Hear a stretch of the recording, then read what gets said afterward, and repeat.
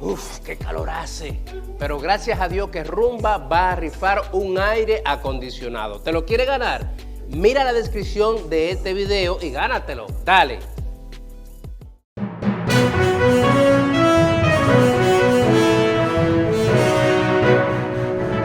Estamos de vuelta en Cátedra Médica y hoy martes 25 de junio del año 2024, siendo las 11:09 en todo el territorio dominicano, contamos con la presencia de Laura Blanco Valdivieso. Buenos días, doctora. Hola, buen día, un placer estar por aquí nuevamente. Para nosotros es un gusto, Malena. Claro que sí, muchísimas gracias por acompañarnos. Esta neumóloga de lujo, que contamos, los neumólogos se hicieron famosos, muy famosos en la época COVID. En la querida pandemia. Ay, sí, realmente. Recordarla. Está muy joven, doctora. Jovencita, salida del horno, ¿verdad que sí? Así mismito.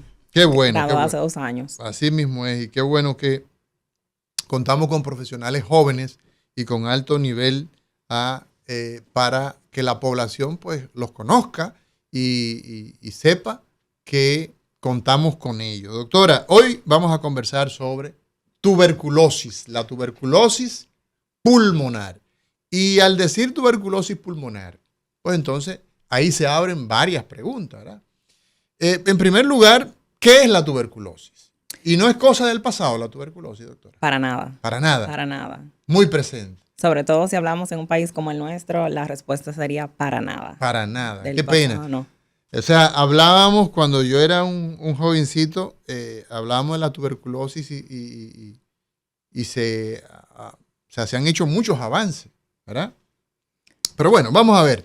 ¿Qué es la tuberculosis, doctor, en términos generales? La tuberculosis es una enfermedad, o sea, es una infección que es provocada por un microorganismo, un bacilo oxígeno dependiente que se conoce como Mycobacterium tuberculosis, que provoca la tuberculosis per se, donde el lugar principal que esto puede contagiar es a nivel pulmonar. Y ahí se conoce entonces la tuberculosis pulmonar, pero no es el único lugar donde esta puede infectar. Ok, ese fue el microorganismo que lo identificó Koch, ¿no? El bacilo, entonces, se habla en los orígenes del bacilo de Koch. Así es. Es correcto, ¿no? Exacto. Entonces, cuando nosotros hablamos de esta enfermedad desde el punto de vista, digamos, de la importancia epidemiológica, o sea, ¿cuán distribuida está la tuberculosis pulmonar en el planeta? La República Dominicana, tenemos algunas referencias, en fin. Vamos a ver un poco de esto. Mire qué pasa, que la tuberculosis pulmonar no es lo mismo estar infectado que estar enfermo de la enfermedad per se. Se dice que hay 1/3 de la población mundial está infectada de este bacilo. 1/3, o sea, el 33% de la población mundial está infectado con el bacilo de la tuberculosis pulmonar, del Mycobacterium per se. O sea, somos 8.000 millones y de esos 8.000 millones, más o menos tenemos 2.000 y tantos millones de seres humanos infectados. Y lastimosamente fallecen entre 300.000 y 425.000 personas todos los años por esta enfermedad. Hoy en día la tuberculosis pulmonar es la causa de muerte infecciosa número 1 en el mundo, que solamente lo superó el COVID en el tiempo de la pandemia, en el 2022. Wow. O sea, que estamos hablando de una distribución en términos de infección amplísima, 1/3. ¿Y qué significa, doctora? Que 1/3 de cada 100 personas hay 33 que están o estamos infectados. Y entonces, ¿de qué depende de desarrollar la enfermedad? O sea, estar infectado no significa padecer la enfermedad, sino que estuviste expuesto. Exactamente. Estar infectado no significa que uno tenga la enfermedad per se. La tuberculosis es, como dije, un bacilo que se contagia de persona a persona. Una persona que tiene la enfermedad, pues tose, estornuda y en esas gotitas, microgotas aéreas, pues esparce millones y millones de bacilos que otra persona pues recibe, ¿verdad? ¿Qué pasa? Que hay diferentes mecanismos por los cuales uno puede evitar que ese bacilo llegue a nivel alveolar, o sea, a la parte final de los pulmones, para decirlo de una manera llana.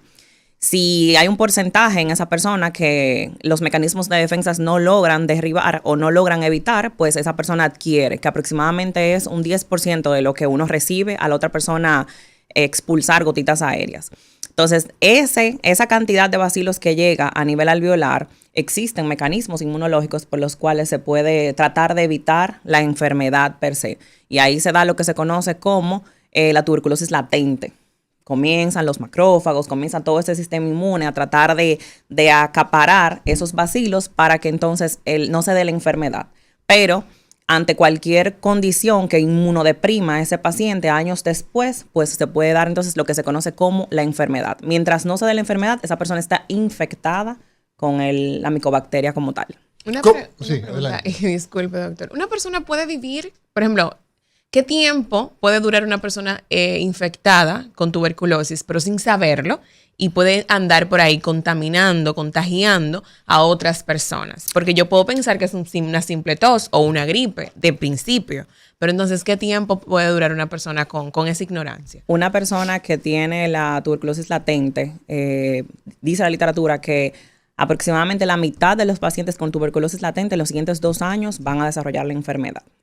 O sea, que yo puedo tener tuberculosis, cuando pero tienes no infectas. no infectas, Ok. exactamente. Cuando tienes la enfermedad per se, entonces ahí tú eres una persona que se conoce como bacilífera, que tú toses, tú estornudas y entonces ahí se expulsan esos bacilos. Y tiene la capacidad de transmitir Tiene la la enfermedad. capacidad, exactamente, de contagiar a otra persona. Yo puedo durar 2 años con Aproximadamente se dice que el 50% de las personas pueden desarrollar la enfermedad 2 Ok. años después. Pero hay un gran porcentaje de las personas que están infectadas que no desarrollan la enfermedad por un muy buen sistema inmune. ¿Cómo sabemos si tenemos la condición de tuberculosis?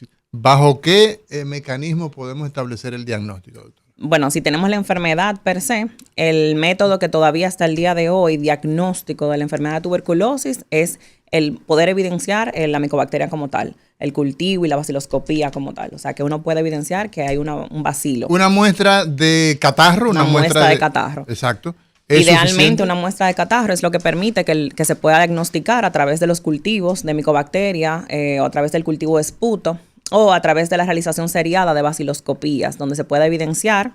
En la saliva. Exactamente. Si no se puede, pues porque el paciente no expectora, pues entonces se induce a que ese paciente lo logre porque siempre va a ser más fácil a través del esputo, y si no, pues se tiene que realizar lo que se conoce como una baciloscopía para tomar una muestra directa de catarro de ese paciente. Hay que entrar entonces a la vía respiratoria. Exactamente, entrar a la vía respiratoria y poder tomar la muestra y mandar a hacer los estudios pertinentes, el cultivo y la baciloscopía como tal. Entonces una broncoscopista puede hacer eso. Una broncoscopía, un neumólogo. Exacto. Exacto. O sea, una Laura Blanco cualquiera. Exactamente. ¿Verdad?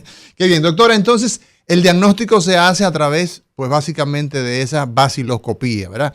Si tenemos que 1/3 de la población está, pues, infectado con esta condición, condiciones que hacen más vulnerable a una persona, pues, padecer o desarrollar la enfermedad. Queda claro que el estar, ¿verdad?, infectado con el bacilo, ¿ah?, no equivale a padecer la enfermedad. Exactamente. ¿Verdad? ¿De qué depende? Hay condiciones que depende del sistema de defensa del paciente. Hay condiciones que inmunocomprometen al paciente y hacen que ese paciente infectado entonces desarrolle la enfermedad. Claro, cabe destacar que de por sí hay pacientes que están inmunocomprometidos y que desde que se exponen desarrollan la enfermedad. No ¿Cuáles, todos. por ejemplo? Los pacientes diabéticos, los pacientes alcohólicos, los pacientes con VIH, los pacientes que tienen condiciones renales crónicas, los pacientes con tratamientos de esteroides prolongados también son causas de inmunosupresión ¿Pero del el ser paciente. hipertenso por ser hipertenso o el ser un hipertenso con condiciones especiales? Porque usted tiene aquí 35 de cada 100 dominicanos. No hipertensos. menciona la hipertensión. La diabetes, enfermedad renal crónica, pacientes con tratamientos de corticosteroides prolongados. Diabetes, entonces con el tema de la diabetes. ¿Diabetes por ser diabético o diabetes descompensado? ¿Cuál de Diabetes los dos? descompensada, claro. La Exacto. diabetes de por sí es una enfermedad que consideramos los pacientes diabéticos como pacientes inmunocomprometidos. No manejan ni nunca van a manejar los cuadros infecciosos igual que un paciente no diabético. Exacto. Entonces, Eso todas las condiciones que inmunosupriman al paciente, como por ejemplo el VIH, también es una condición que hace susceptible a que el paciente pueda desarrollar la enfermedad como tal. Los muy jóvenes y los muy viejos, ¿son grupos de Claro, riesgo? siempre son pacientes de riesgo ante cualquier proceso infeccioso. Los pacientes de la tercera edad, los niños pequeños, a veces piensan que la tuberculosis es una enfermedad del adulto y no, uno puede tener tuberculosis a cualquier edad de la vida. Ya. Perfecto. Malena, tú querías preguntar algo, ¿no? Sí, tenía una pregunta, pero era relacionado a lo que usted había comentado sobre el tema de las personas que son muy adultas. O sea, cómo a veces podemos cuidar a nuestros por el tema del Adultos COVID, mayores. adultos mayores, iba muy relacionado a eso, cómo nosotros podemos a cuidar a nuestros adultos mayores, ya que en el COVID confirmamos lo vulnerable que suelen ser con este tipo de enfermedades. No solamente con la tuberculosis, ante cualquier proceso infeccioso es de suma importancia nosotros cuidar a nuestros pacientes de la tercera edad, puesto que son pacientes que no tienen un mismo sistema de defensa que tiene una persona joven.